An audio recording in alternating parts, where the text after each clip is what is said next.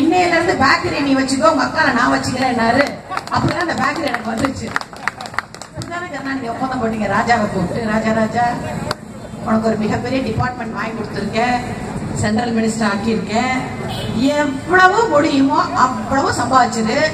ஆனால் ஒரே ஒரு கண்டிஷன், சம்பாதிச்ச பணத்தை எல்லாம் எங்கிட்ட கொடுத்துடணும், மணி எனக்கு கனி உனக்குன்னு ஒப்பந்தம் போட்டு அடிச்சீங்களே 1,86,000 கோடி ஒப்பந்தவனே மறுபடியும் ஆட்சிக்கு வந்து திரும்பி அடிக்கணுமா? ஜனங்க என்ன அவ்வளவு யோசனை இல்லாதவங்களா? 4 வருஷம் வரலாறு, 40 வருஷம் வரலாறு இல்ல. இன்னைக்கு மக்களுக்கு ஞாபகம் இருக்குது. கருணாநிதி அவர்களே, நான் கேட்கிறேன், திரு ஸ்டாலின் அவர்களே, எதுக்குப்பா திடீர்னு ஒரு நமக்கு நாமேங்கிற வார்த்தையே புரிஞ்சு போச்சு ஸ்டாலின் அவர்களே.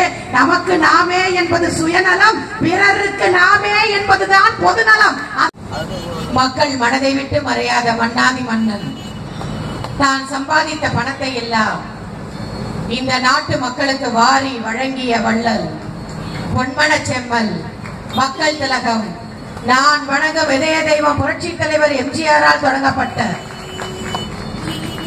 அனைத்து இந்திய அண்ணா திராவிட முன்னேற்ற கழகத்தை வழிநடத்தி செல்லும் பெண்ணினத்தின் பாதுகாவலர், சமூக நீதி காத்த வீராங்கனை, ஒரு கருணாநிதி அல்ல 1000 கருணாநிதிகள் அணிவகுத்து வந்தாலும் அத்தனையும் வீழ்த்தி வெற்றி வாகை சூடி வரும் தர்ம தேவதை, எங்களை எல்லாம் வாழ வைத்துக் கொண்டிருக்கும் எங்களின் இதய தெய்வம், இனி தமிழகத்தின் நிரந்தர முதலமைச்சர் டாக்டர் புரட்சி தலைவி அம்மா அவர்களின் ஆணைக்கிணங்க நம்முடைய கழகம் சார்பில் 1000 விளக்கு பகுதியில் கழக கொள்கை சாதனைகளை விளக்கி நடைபெறும் இந்த சிறப்பு வாய்ந்த கூட்டத்திற்கு தலைமை தாங்கி உள்ள அருமை சகோதரர் முத்துப்பழனி அவர்களே, முன்னிலை வைத்து உரையாற்றி விடைபெற்று சென்றிருக்கும் மாவட்ட கழக செயலாளர் அருமை சகோதரர் டி நகர் சத்யா அவர்களே, என் உடன் பிறந்த சகோதரனை போல் என்பால் அன்பு கொண்ட என் மரியாதைக்குரிய அண்ணன் நொங்கை மாறன் அவர்களே, மரியாதைக்குரிய மண்டல குழு தலைவர் அருமை சகோதரர் சக்தி அவர்களே, மரியாதைக்குரிய மேடையில் வீற்றிருக்கும் அனைத்து கழக முன்னோடிகளே, அக்கா சொன்ன மாதிரி இதை விட சின்னதா பேர் போடவே முடியாது. என் அருமை சகோதரி மாமன்ற உறுப்பினர் அருமை சகோதரி உட்பட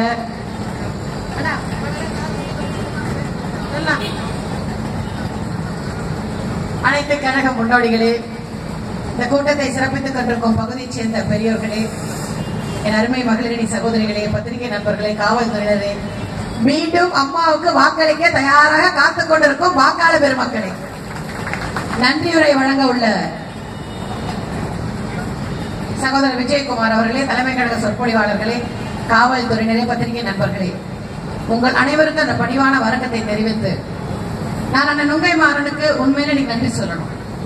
தேர்தல் தேதி அறிவித்த பிறகு நான் பேசும் முதல் பிரச்சார கூட்டம், இதில் ஒரு விசேஷம் என்ன, இந்த தெருவில் உள்ள அம்மன் கோவிலை பற்றி விசேஷத்தை பத்தி மாவட்டம் சொன்னார்.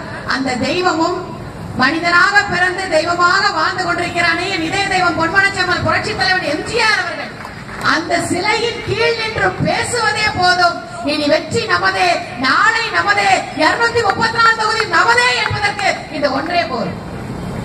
அவரே காமிச்சிட்டார் இரட்டை இலையை. இதை தவிர யாருக்கு ஓட்டு போட முடியும்? இந்த இரட்டை இலையை மறைக்க வேண்டும் என்றால் ஒரு உதயசூரியன் அல்ல, 1000 உதயசூரியன்கள் வந்தாலும் அந்த இரட்டை இலையை ஒன்றுமே செய்ய முடியாது என்று சொல்லக்கூடிய அந்த வெற்றி சின்னத்தை வைத்திருக்கிற புரட்சி தலைவரிடத்திலிருந்து பேசுவதே சந்தோஷமா இருக்கு. அந்த வகையில நம்முடைய தலைமை தாங்கிய தம்பியிலிருந்து எல்லாருக்குமே மனமார்ந்த நன்றியை தெரிவிச்சுக்கிறேன். மகளிரணி சகோதரிகளுக்கும் நன்றி. ஏன்னா இனி தேர்தல் உங்க கையில தான் இருக்கு. எதுக்கு அம்மா எங்க வேணா அம்மா பேசும்போது பாருங்க, பெண்களுக்கு ஒரு தனி சிறப்பு இருக்குன்னா அது நம்முடைய இயக்கத்தில் மட்டும். மாண்புமிகு முதலமைச்சர் அம்மா அவர்கள் எங்கே பேசினாலும் பெண்களை பார்த்து அம்மா சொல்ற ஒரே வார்த்தை, என்னை வாழ வைக்கும் தெய்வங்களாகிய தாய்மார்களே என்று ஒரு தெய்வத்திற்கு இணையாக பெண்களை வைத்திருக்கக்கூடிய ஒரே இயக்கம் நம்முடைய அனைத்து இந்திய அண்ணா திராவிட முன்னேற்ற கழகம் மட்டும்தான். உங்களை அம்மா தெய்வத்திற்கு இணையா வச்சிருக்கும் போது நம்ம அம்மாவுக்கு உழைக்காம யாருக்கு உழைக்க போறீங்க? வீட்டுக்குள்ள போய் ஓட்டு கேட்கிற உரிமை பெண்களுக்கு மட்டும்தான் உண்டு. நிச்சயமாக நீங்கள் அனைவரும் சேர்ந்து நம்ம அம்மாவுக்காக உழைக்க தயாரா காத்துக்கிட்டு இருக்கீங்க. இந்த தேர்தலின் வெற்றிக்கு பல உதாரணங்களை சொல்லலாம். அரசியல் வரலாற்றில் எல்லா கட்சிகளுமே தேர்தல் வரும்போது சீட்டு கேட்டு பணம் கட்டுங்கன்னு சொல்றது வழக்கம், காலங்காலமா நடக்கிறது தான். ஆனால் இந்திய அரசியல் வரலாற்றில் ஒரு இயக்கம் தேர்தல் தேதி வர்றதுக்கு முன்னாடி அம்மா சொன்னாங்க தேர்தல் சீக்கிரமா வரப்போகுது, ஆகவே யாரெல்லாம் தேர்தலில் போட்டியிட விரும்பணுமோ உங்கள் பணத்தை கட்டலாம்னு சொன்ன போது தமிழ்நாட்டில் தேர்தல் நடக்க போறதோ 234 தொகுதி. இந்த 234 தொகுதிக்கு பணம் கட்டியிருக்க கூடியவர்கள் எண்ணிக்கை அம்மா எங்கள் தொகுதியில் போட்டியிட வேண்டும் என்று 7000 பேரும், தங்களுக்காக வேண்டி 21,000 பேரும், 28,000 பேர் பணம் கட்டி இருக்கிற ஒரே சரித்திர சாதனைக்கு சொந்தமான இயக்கம் எங்கள் அனைத்து இந்திய அண்ணா திராவிட முன்னேற்ற கழகம். எந்த கட்சிக்கு இந்த வரலாறு கிடையாது. இருக்கிறது 234 தொகுதி. என் கழக தொண்டர்களுக்கு தெரியாதா? 234 தொகுதியில எப்படி ஒரு நாளைக்கு ஒரு எம்எல்ஏ இருக்க முடியுமா? எப்படி கருணாநிதி ஆசைப்படுறாரோ, எப்படி மென்டல தலைவரா வச்சிருக்க மக்கள் நல கூட்டணியானு தெரியல, கேப்டன் நல கூட்டணியானு தெரியல, விஜயகாந்த் கூட்டணியானு தெரியல, அவங்களுக்கும் தெரியல, நமக்கும் தெரியல, ஆளுக்கு ஒரு முதலமைச்சர் சொல்லிட்டு இருக்காங்களே, அப்படியெல்லாம் கிடையாது. ஒரு கட்சியில் ஒரு புரட்சி தலைவி அம்மா எங்கள் தொகுதியில் போட்டியிட வேண்டும் என்று 7000 பேரும், தங்களுக்காக வேண்டி 21,000 பேரும் கட்டி தெரியும். உங்களுக்கு நிச்சயமா எல்லாருக்கும் சீட் கிடைக்காதுன்னு தெரியும். ஏன்னா இந்த இயக்கத்தில் மட்டும்தான் ஒரு சாதாரண தொண்டன் கூட ஒரு எம்எல்ஏ ஆக முடியும், ஒரு எம்பி ஆக முடியும் என்றால் அதன் சரித்திர சாதனைக்கு சொந்தக்காரர் புரட்சி தலைவி அம்மா தான். அந்த நம்பிக்கை தான் தொண்டர்களுக்கு. ஒரு சாதாரண டீ கடை வைத்திருந்த அண்ணன் ஓ பன்னீர்செல்வம் ஒரு முதலமைச்சராக அமர வைக்க முடியும் என்றால் அந்த சரித்திர சாதனைக்கு சொந்தக்காரர் புரட்சி தலைவி அம்மா தான். ஆகவே ஒரு நம்பிக்கை, சரி நமக்கு கிடைக்கலாம், அப்படியே கிடைக்கலனாலும் பரவாயில்ல, எங்கள் அம்மா முதலமைச்சர் ஆனால் போதும். இந்த கட்சியில் எங்கள் அம்மா வாரி வாரி நீங்க கொடுக்கறாங்க. இந்த கட்சிக்கு என்னால் முடிந்த நான் ஏதாவது செய்ய வேண்டும் என்றால் ஒரு கடுகளவாவது நான் செய்ய வேண்டும் என்பதற்காகத்தான் ஒரு 10,000 ரூபாயாவது இந்த கட்சிக்கு கட்டின பெருமை எனக்கு இருக்கட்டும், இந்த கட்சியில சீட்டு கேட்ட பெருமை எனக்கு இருக்கட்டும்ங்கிறதுக்காகத்தான் 28,000 பேர் கட்டியிருக்காங்க. இந்த 28,000 பேருடைய குடும்பங்கள் இன்றைக்கு அம்மா கூடைக்க காத்துக்கிட்டு இருக்கு.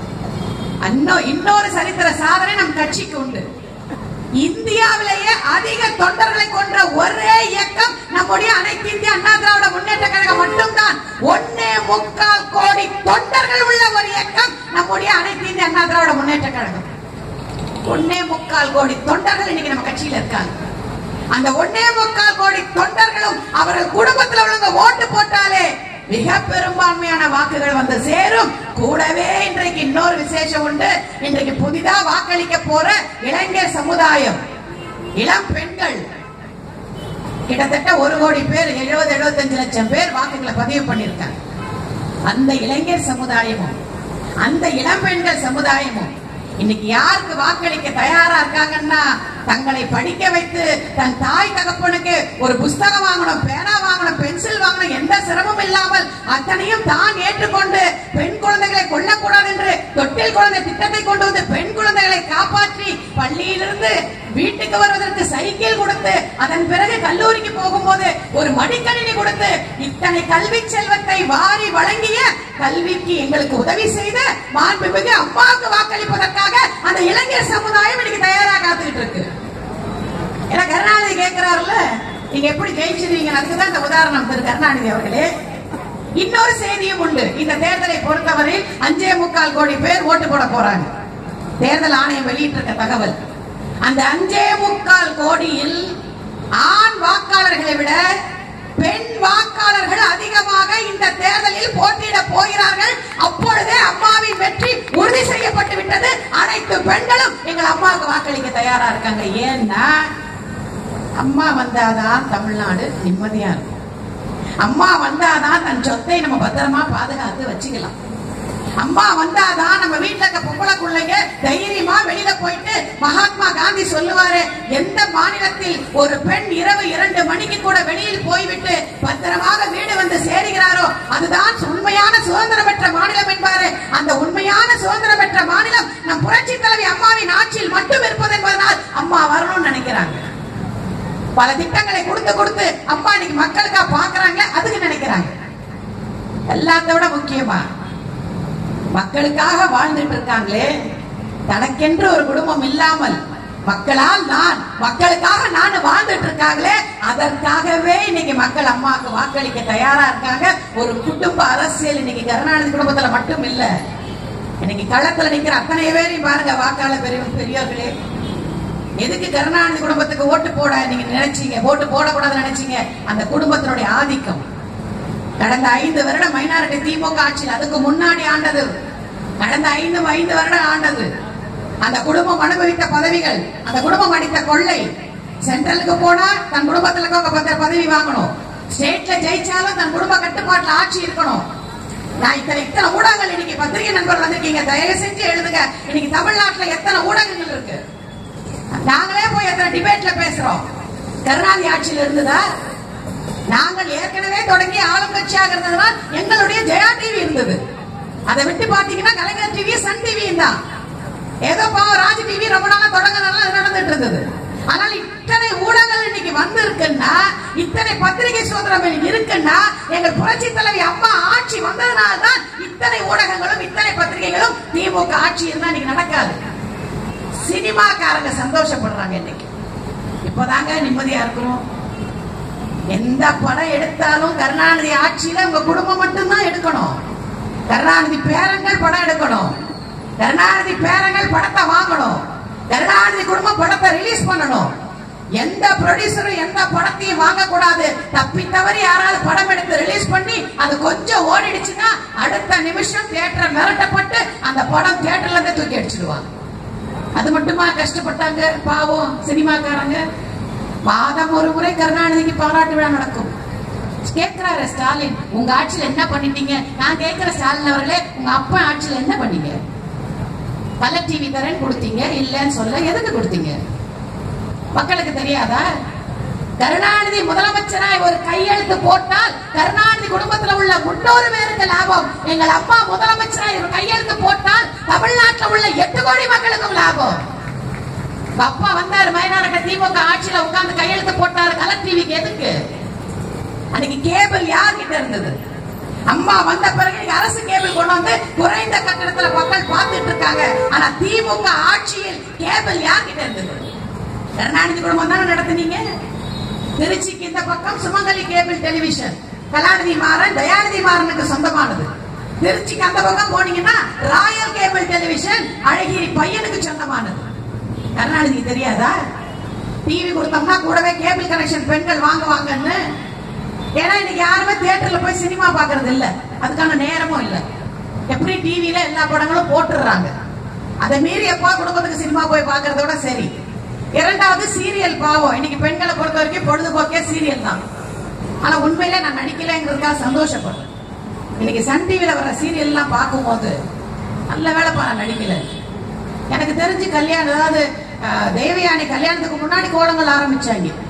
நல்ல வேலை தேவயானி பொண்ணு கல்யாணத்துக்கு முன்னாடி முடிச்சுட்டாங்க. ஒரு 3 வருஷம் ஒரு சீரியல் நடத்துவாங்க சன் டிவில. சரி, நல்ல விஷயம் சொன்னாலும் பரவாயில்ல. நீங்க சன் டிவி சீரியல பாருங்க, இவன் பொண்டாட்டி அவன் கூட்டிட்டு போயிடுவான், அவன் பொண்டாட்டியை இவன் தள்ளிட்டு போயிடுவான். மாமியார் எப்படி கொள்றதுன்னு மருமக பிளான் பண்ணுவா, மாமனாரை தொடர்றத பத்தி மருமக பிளான் பண்ணுவா. ரொம்ப நல்ல கருத்தை வருஷக்கணக்கா சொல்லுவான். பெண்களுக்கு பொழுது போகணும், அதுக்காக கேபிள் வாங்கிதான். அடுத்து மாநாடு மயிலாடு 1/2 மீட்டருக்கு மேல ட்ரெஸ்ஸே போடக்கூடாதுங்கிற கண்டிஷன்லோட அது ஒரு பக்கம் ஓடிட்டு இருக்கும். இளைஞர்களுக்கு அதே பாக்குற ஆசை இருக்கு. ஆக கண்டிப்பா வாங்குவீங்கன்னு தெரிஞ்சுதானே ஒரு கேபிள் கனெக்ஷன் கருணாநிதி ஆட்சியில 150 ரூபா வந்து 200 ரூபா வரைக்கும் வாங்கி மக்கள் வரி பணத்தில் லட்சக்கணக்கான டிவிகளை கொடுத்து கூடவே கேபிள் கனெக்ஷன் கொடுத்து அந்த மைனாரிட்டி 5 வருஷம் திமுக ஆட்சியில பல லட்சம் கோடி அந்த ஒரு திட்டத்துல அடிச்சது மைனாரிட்டி திமுக ஆட்சியுடைய சாதனை நாங்க சொல்றோம். முடிஞ்ச திமுக கார கூட்டம் போட்டு இல்லைன்னு சொல்லு. மாசம் பாராட்டம் நடக்கணும், எல்லா சினிமாக்காரங்க வந்து உட்காரணும், உங்க அப்பாவை பாராட்டணும், 7 மணி நேரம் எல்லாரும் அவர் முன்னாடி டான்ஸ் ஆடணும். இதை தவிர என்னப்பா பண்ணீங்க? என் அருமை வாக்காளர் பெரியவர்களே, ஒரே ஒரு விஷயம் கேட்கிறேன். கருணாநிதி ஆட்சி 2000 வருது, 6 வருது. அது வரைக்கும் அம்மா ஆட்சியில தமிழ்நாட்டுல மின்வெட்டு இருந்ததா? மின்வெட்டு என்ன நமக்கு தெரியுமா? 2006 வரை தமிழ்நாடு 2001 இருந்து 2006 அம்மா மின் மிகை மாநிலமா கொடுத்தாங்க. 91, 96 ஆட்சி மின்வெட்டு கிடையாது தமிழ்நாட்டுல. அதன் பிறகு கருணாநிதி வரும்போது மின்வெட்டு ஆரம்பிச்ச நேரம் மறுபடியும் அம்மா வந்து உட்கார்றாங்க. 2001 2006 அதிக மின்சாரத்தை உற்பத்தி பண்ணாங்க. 10,500 மெகாவாட் உற்பத்தி பண்ணி அன்னைக்கு இருந்த ஜனத்தொகைக்கு 7,500 மெகாவாட் போதுமானதாக இருந்து மீதி மின்சாரத்தை அண்டை மாநிலத்துக்கும் அம்மாவுடைய ஆட்சியில கொடுத்தோம். அதன் பிறகு 2006 கருணாநிதி வந்து உட்கார்றாரு. 5 வருஷத்துல தமிழ்நாட்டில் 16 மணி நேரம் மின்வெட்டை நீங்க சந்திச்சீங்களா இல்லையா? ஒரு இருண்ட தமிழகத்தை கொடுத்த சாதனையை தவிர திமுக குடும்பம் வேற என்ன செஞ்சீங்க? 2006 அம்மா வந்து உட்கார்றாங்க. அன்னைக்கு காங்கிரஸ் மத்தியில ஒரு யூனிட் மின்சாரத்தை கூட தமிழ்நாட்டுக்கு கொடுக்கல, கருணாநிதி கொடுக்க விடல. இருந்தாலும் எங்க அம்மா சொன்னாங்க, எங்க அம்மாக்கு எப்பவுமே போராட்ட குணமுடையவர், ஒரு பினிக்ஸ் பறவையை போல எங்கள் அம்மா. இந்த பினிக்ஸ் பறவைக்கு ஒரு வரலாறு உண்டு. அந்த ஒரு பறவை தான் எத்தனை முறை கீழே விழுந்தாலும் மறுபடியும் மேலே மேலே மேலே பறக்குமே தவிர அந்த பறவை கீழே விழுந்ததான சரித்திரம் கிடையாது. அதுதான் எங்கள் அம்மாவும் எத்தனை சோதனை வந்தாலும் சாதனை ஆகக்கூடியது. 16 மணி நேரம் மின்வெட்டு. எங்க அம்மா கவலைப்படல, சொன்னாங்க ஜனங்க கிட்ட கொஞ்சம் டைம் கொடுங்க. ஏன்னா மின்சாரம் என்பது லாரியிலயோ பஸ்லயோ கொண்டு வந்து இறக்கிட முடியாது, உற்பத்தி செய்யணும், வழித்தடங்கள் போடணும். இருந்த அங்க அதான் மோசமான நிலைமையில இருந்த எல்லா மின் நிலையங்களையும் சரி செய்யணும், புதிய மின்சாரத்தை உற்பத்தி தொடங்கணும். இவ்வளவு இருக்கிறதுனால அம்மா சட்டமன்றத்தில் மக்களுக்கு ஒரு வாக்குறுதியை கொடுத்தார். 2013 ஜூன் மாதத்திற்குள் மின்வெட்டே இல்லாத தமிழ்நாட்டை தருவேன் என்று சொல்லி இன்னைக்கு மின்வெட்டே இல்லாத தமிழ்நாட்டை எங்க அம்மா கொடுத்திருக்காங்களா இல்லையா? அதற்காகவாது என் அருமை வாக்காளர் பெரியவர்கள் நிச்சயமா நீங்க சிந்திப்பீங்க, நிச்சயமா சிந்திப்பீங்க.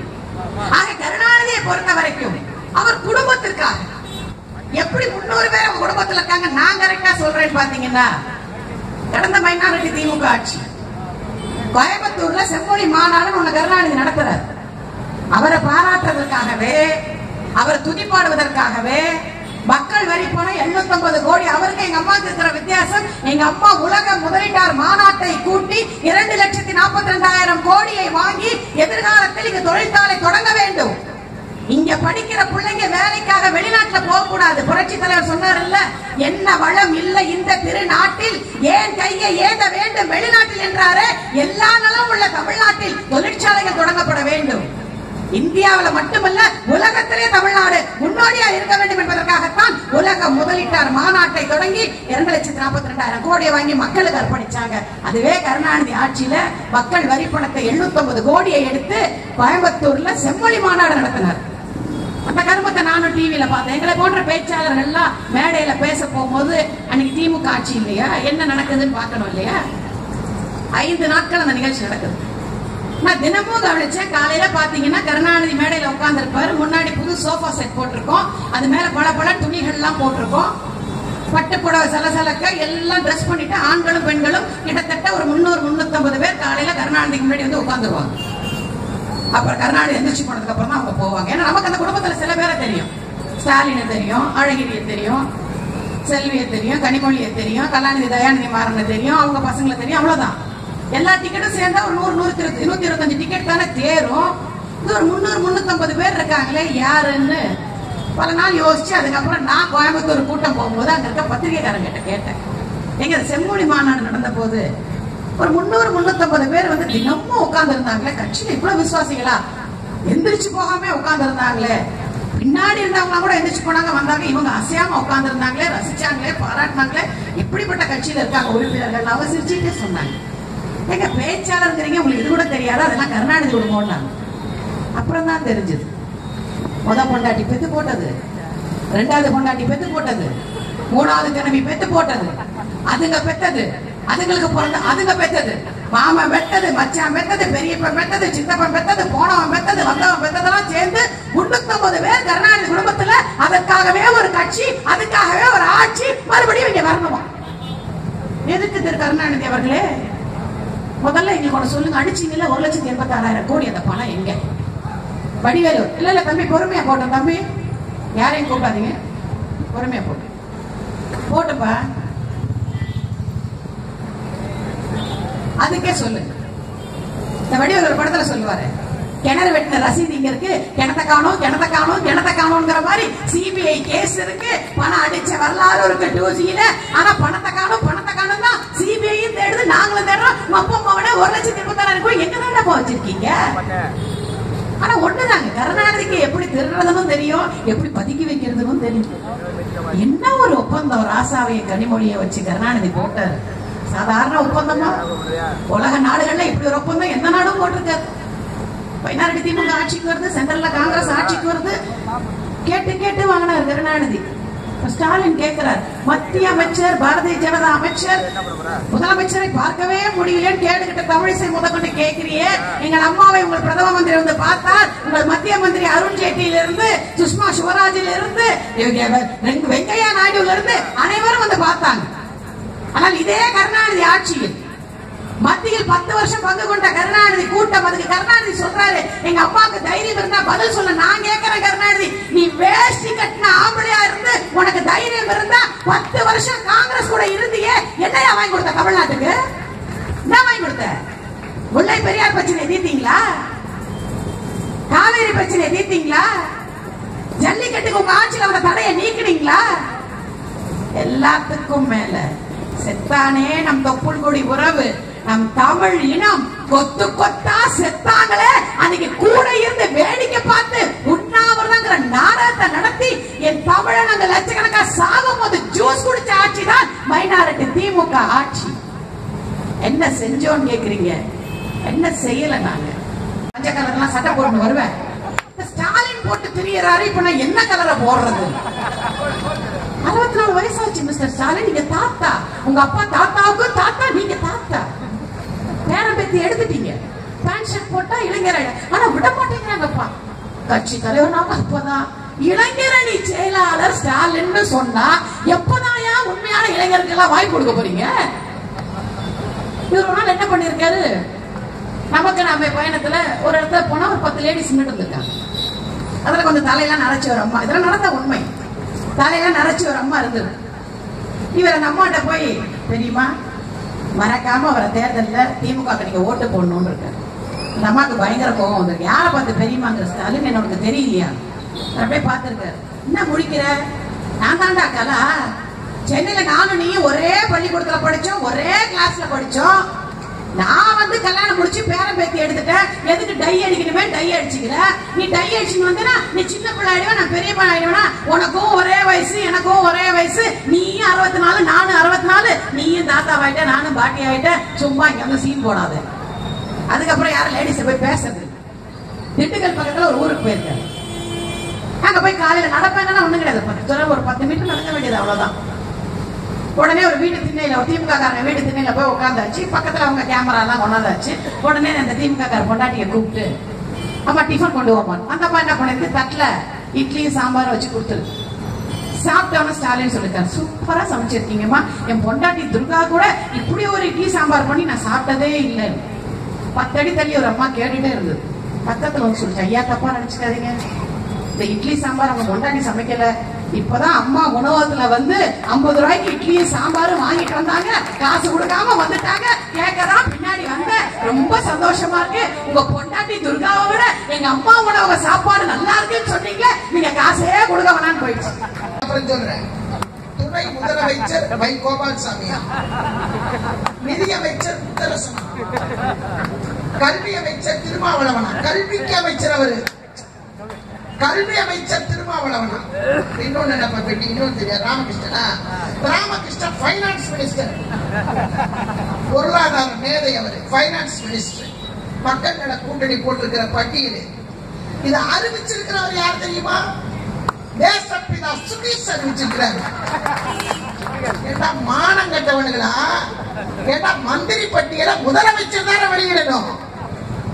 ஒரு கேபினெட் ஃபார்ம் பண்ணணும்னா, இப்ப முத்துமரணி இருக்கிற அவனுக்கு அம்மா சீட்டு கிட்ட கொடுத்து ஜெயிக்க வச்சுட்டாங்கன்னா அவனுக்கு ஒரு பதவி கொடுக்கற அம்மா தான் கொடுக்கணும், நாங்க கொடுக்க முடியாது. ஏன்னா முதலமைச்சர் வேட்பாளர் 10 நாளைக்கு முன்னாடி சொல்றாங்க. ஆனா சுதீஷ் பட்டியல் வெளியிடுறான். இவன் தான் பைனான்ஸ், இவன் தான் எஜுகேஷன், இவன் தான் துணை முதலமைச்சர். இதுலயே குழப்பம் தெரியுது, உங்க கூட்டணி குழப்பம். இதுல நீங்க தமிழ்நாட்டுல ஆட்சியை பிடிச்சு, எங்க கட்சி அப்படி இல்ல, எல்லாம் எங்க அம்மா தான், எதுவா இருந்தாலும் எங்க அம்மா தான். அதுல விஜயகாந்த் சம்சாரம், அந்த அம்மா மேடையில பேசுறாங்க, இத ராணுவத்துல கேப்டன் நடத்துற மாதிரி எங்க கேப்டன் நடத்துறாரு. முதல்ல டிக்ளேர் பண்ண நாளைக்கு சுதீஷ் முதலமைச்சரா இல்ல உங்க கேப்டன் முதலமைச்சரான்னு சொல்லு. அதை சொல்றதுக்கே உங்களுக்கு துப்பு இல்ல. பட்டியல் வெளியே மந்திரி பட்டியல் இன்னும் இப்பதான் குழந்தைய பிறந்திருக்குது. அது இனி வயசுக்கு வரணும், சடங்கு சுத்தணும், கல்யாணம் பண்ணணும், அப்புறம் ஒத்து வாழணும், இடையில டைவர்ஸ் ஆயிடக்கூடாது. இந்த 45 நாளைக்குள்ள டிஃபரன்ஸ் ஒப்பீனியன் வந்துடக்கூடாது. அது வந்துட்டா அவ்வளவுதான் முடிஞ்சு போச்சு. அப்புறம் நான் குழந்தை பிறகுறது இதெல்லாம் நடக்கணும். எடுத்த உடனே பட்டியல் படிக்கிறான். இவன் தான் இதுல இருந்து தெரிஞ்சுக்கங்க எப்படிப்பட்ட கோமாளிங்க எல்லாம் அந்த கூட்டணியில இருக்கிறாங்கன்றத நீங்க முடிவு பண்ணிக்கங்க. இது அவன் கூட்டணி. நீங்க யாருக்கு வேணா ஓட்டு போட்டுக்கங்க. அதை பத்தி இருக்கு பிரச்சனைகள் எல்லாம் சிந்திச்சு போடுங்க. திமுக காரனுக்கு என்ன வேலைன்னு பாத்தீங்கன்னா, வேற வேலை மக்கள் ஒதுக்கி வச்சுட்டாங்கன்னு அவனுக்கு தெரியும். நமக்கு அவ்வளவுதான் முடிஞ்சு போச்சு, ஊத்தி மூடியாச்சு, முடியட்டும் விடியட்டும் முடியட்டும் விடியட்டும்னா அது முடிஞ்சு போச்சு. அது வேற பிரச்சனை. அந்த பாயிண்ட் குள்ள போக ஓட்டு போட போறது நீங்க. இவனுக்கு என்ன வேலைன்னு கேட்டா, எத்தனை கண்டெய்னர் போகுது, எத்தனை கண்டெய்னர் போகுது மவுண்ட் ரோட்ல. மவுண்ட் ரோட்ல போடுற கண்டெய்னர்ல எல்லாம் அம்மா பணம் வச்சிருக்காங்க. மவுண்ட் ரோட்ல கண்டெய்னரே போகக்கூடாதுன்றான். ஈசிஆர் ரோட்ல எந்த லாரி போகக்கூடாதுன்றான். எந்த லாரி போனாலும் இது அம்மாவோட பணம் போகுது, அம்மாவோட பணம் போகுது, அம்மாவோட பணம் போகுதுனால மானம் கட்டவனுங்களா பதுக்கிறவங்க எப்படிடா ரோட்ல விடுவாங்க வண்டிய? பதுக்கிறவங்க ரோட்ல எப்படி ஓப்பனா விடுவாங்க கண்டெய்னர் லாரிய? மூளை வேண்டாம். இப்ப நான் வந்தேன் வரும்போது பாத்தீங்கன்னா கொடிதான் போட்டிருந்தேன். 3 இடத்துல செக்கிங். என் வண்டியில நான் வந்த வண்டியில 3 இடத்துல செக்கிங். கொடியெல்லாம் இருக்கக்கூடாது. என்ன வச்சிருக்கீங்க? டிக்கே தரப்பா, திறந்து நல்லா பாத்துக்குப்பா, திறந்து நல்லா பாத்துக்குப்பா அப்படின்னு சொல்லிட்டு வந்தோம். அந்த மாதிரி ரோட்ல கண்டெய்னர் போட திறந்து காட்ட சொல்லி தேர்தல் கமிஷன் சொன்னா திறந்து காட்ட மாட்டாங்க. இது புரட்சி தலைவி அம்மா வண்டி நான் சொன்னா. ஏன்னா ரோட்ல போற வண்டி எல்லாம் அம்மா பணம் போகுது பணம் போகுது. இந்த மொட்டை பட்டிஷன் கொடுக்கறதுக்கே ஒரு டீம் வச்சிருக்கான் திமுகவுல. மொட்டை பட்டிஷன் கொடுக்கறதுக்கே தினந்தோறும் பொய். ஏன்னா 1,86,000 கோடியை அமுக்கினவனுங்க. நீங்க பாத்தீங்கன்னா இப்ப சாதாரண 1 லட்சம் ரூபாய் கொண்டு போக முடியல. 1 லட்சம் ரூபாய் அவங்க பெட்டிஷன் கொடுத்துட்டு இருக்காங்க எலெக்ஷன் கமிஷனுக்கு. ஏங்க 1 லட்சத்தெல்லாம் நீங்க பிடிக்கிறீங்களே, நாங்க எப்படிங்க வியாபாரம் பண்றது? 2 லட்சத்தெல்லாம் பிடிக்கிறீங்களே, நாங்க எப்படிங்க வியாபாரம் பண்றதுன்னு அவன் பெட்டிஷனை தூக்கிட்டு போகும்போது 3000 கோடி கடத்தல். இவன் கொடுக்கிற நியூஸ் பத்திரிகையில தயவு செய்து நான் பொதுமக்களை பார்த்து பணிவோட கேட்டுக்கிறேன். இந்த பொய்யெல்லாம் நம்பாதீங்க. பொய்யிலே பிறந்து பொய்யிலே வளர்ந்த கூட்டம் எந்த கூட்டம்னா அது திமுக கூட்டம் தான். தயவு செய்து நம்பாதீங்க. அம்மா ஏற்கனவே சொல்லியிருக்கிறாங்க, மக்களுக்காகத்தான் நான், மக்களால் நான், மக்களுக்காக நான். இது அம்மா சொல்லியிருக்காங்க. இதை மட்டும் வேத வாக்கா எடுத்துக்கோங்க. யாருமே சிந்திக்காத சாதனைகளை அம்மா செஞ்சிருக்கிறாங்க. எல்லாருக்குமே தெரியும். மீதி இருக்கிற கட்சிகளை பத்தி எல்லாம் ஓட்ட உடச்சல் எல்லாம் இஎம்பி தலைக்கு பேச்சமடுத்து போடுற கட்சி தான் எல்லா கட்சியும். அதெல்லாம் எப்ப போடலாம்னா மே 19க்கு பிறகு போடுறத பத்தி அப்புறம் பேசிக்கிடுவோம். இப்ப பேச வேண்டாம். தமிழ்நாட்டுல ஒரு நிலையா ராணுவத்துல எப்படி ஒரு சீஃப் எப்படி கட்சி நடத்துவாங்களோ அதே மாதிரி இந்த இயக்கத்தை நடத்தக்கூடிய ஒரே தலைவர் புரட்சி தலைவி அம்மா மட்டும்தான்.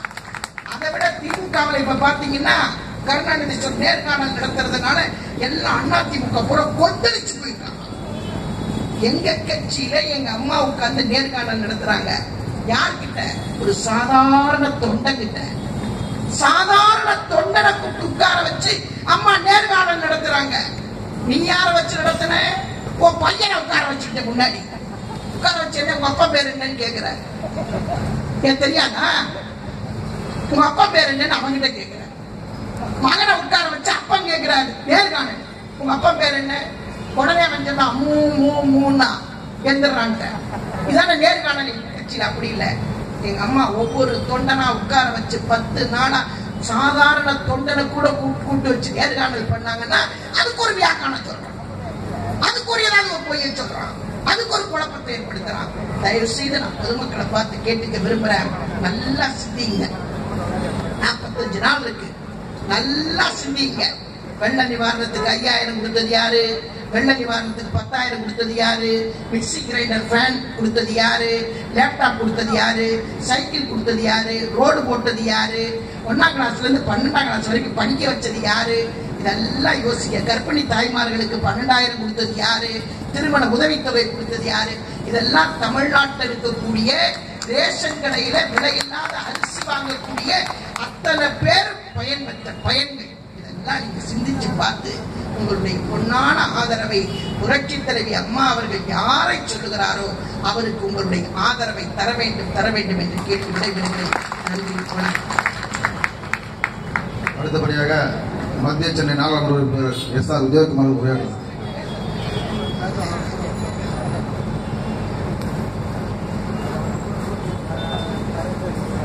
கழகத்தின் நிரந்தர பொதுச் செயலாளர் தங்க தாரகை வாழும் வல்லன்.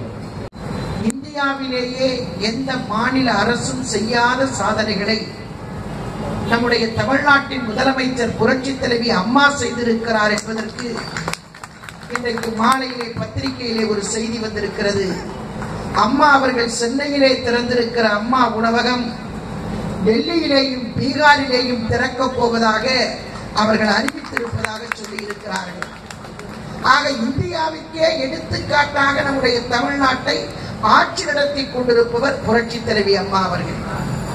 ஏழை எளிய மக்களுக்கு என்ன தேவை, எது தேவை என்பதை அறிந்து அதை செய்து காட்டுவதில் மாண்புமிகு புரட்சி தலைவி அம்மா அவர்களுக்கு நிகர் எந்த தலைவரும் இருக்கவே முடியாது. இதை இந்த பகுதிகளில் இருக்கிற மக்கள் நன்றாகவே உணர்ந்திருக்கிறீர்கள். அதுவும் குறிப்பாக இந்த 1000 விளக்கு தொகுதிக்கு மட்டுமே கிட்டத்தட்ட 212 கோடி ரூபாய்களுக்கு நாம் இந்த தொகுதி மக்களுக்கு அம்மா அவர்கள் சலுகைகளை அறிவித்து பல்வேறு திட்டங்கள், திருமண மண்டபம், சத்துணவு கூடம், அங்கன்வாடி கூடம், சாலை வசதிகள், நமக்கு நாம எடுத்து போகிறான். ஸ்டாலின் வீதி வீதியாக போகிறான். பருப்பு தோட்டத்தில் சிமெண்ட் ரோடு, கேமராக்கள், ஷூ, டிரெஸ், நேர எக்ஸ்பிரஸ் போனா ஒரு 108 ட்ரெஸ் வாங்கிட்டான். அவனோட ஆசை பேண்ட் ஷர்ட்லாம் போட்டு பார்க்கணும் அழகானு போட்டுட்டு நமக்கு நாமே ஒரு இடத்துல போறோம். நாங்கள் மதிவிலக்கை கண்டிப்பாக மூடுவோம். அங்க ஒருத்தன் போறான், உடனே எங்க டாஸ்மாக்ல சம்பளம் நீங்க கண்டிப்பாக வருத்தப்படும். இங்க மதிவிலக்கு மூடுன்றோம், அங்க டாஸ்மாக் சம்பளம் வருத்தப்படும் சொல்றான். பைத்தியக்கார நாய்களா, எங்க சிங்களாக்கள் இன்னும் களத்தில் இறங்கவில்லை. களத்தில் இறங்காத போது தமிழக பத்திரிகை எழுதுகிறது, காங்கிரசும் திமுக வந்தால் இன்றைக்கு இளைஞர்கள் தமிழை அழைத்த ஒரே இயக்கம். நீங்கள் வாக்குகள் போடுவதற்கு முன்னால் சிந்தித்து பார்க்க வேண்டும். ஒரு கனிமொழி என்கிற பெண் TR பாலுடன் சென்று ராஜபக்சே பார்த்து அப்படி நினைவு பரிசு வாங்கி வருகிறார். வாக்காளர் பெருமக்களே, இது 80 அல்ல. புறப்பட்டு வா தமிழா, கொடியேந்தி வா. இல்ல, அன்னைக்கு ரெக்கார்டு பிளேட்ல பாடிச்சு, இப்ப பென்ட்ரைவ்ல சொல்றான் 1000 பாட்டை. தெளிவாக இருக்கார்கள் மக்கள், யாரும் ஏமாற்ற முடியாது. இன்றைக்கு திமுக கருணாநிதிக்கு பின்னாலே ஸ்டாலின் என்று சொல்லுகிறான், ஸ்டாலினுக்கு பின்னாலே உதயநிதி என்று சொல்லுகிறான், அறிவநிதி என்று சொல்லுகிறான், தயாநிதி என்று சொல்லுகிறான். வாக்காளர் பெருமக்களே, எண்ணி பார்க்க வேண்டும். 93 தள்ளாடுகிற வகையிலே பாடையிலே போகும்போது கூட பதவியோடு போகின்ற ஒரு கோமாளிக்காரனை இந்த நாட்டுடைய சாபக்கேடு. தனி ஒரு பெண்ணாக நின்று இதுவரைக்கும் எந்த கூட்டணியும் இல்லாமல் இருக்கிற தலைவியாக எங்கள் அம்மா இருக்கிறார் சொன்னால் 2014 2010 வெற்றி களி பறிக்க போய் இயக்கும் அண்ணா திராவிட முன்னேற்ற கழக இயக்கும். மக்கள் அதை கூட்டணி சொல்லுகிறான். நேற்று எல்லையிலே பேசுகிறான் வைகோ, தூங்கிக் கொண்டிருக்கிறான் முத்துராசன். முத்துராசன் தூங்கினா பரவாயில்லை, திருமாவளவன் தூங்கி கொண்டிருக்கிறான். இதுதான் மக்கள் நல கூட்டணி, நாசமான போக கூட்டணி. ஏய், நீங்கள் எப்ப 5 முறை பிரிந்தீர்களோ எங்களுடைய அம்மாவுடைய கதவுகள் வெற்றி தவறி தட்டி கொண்டிருக்கிறான்.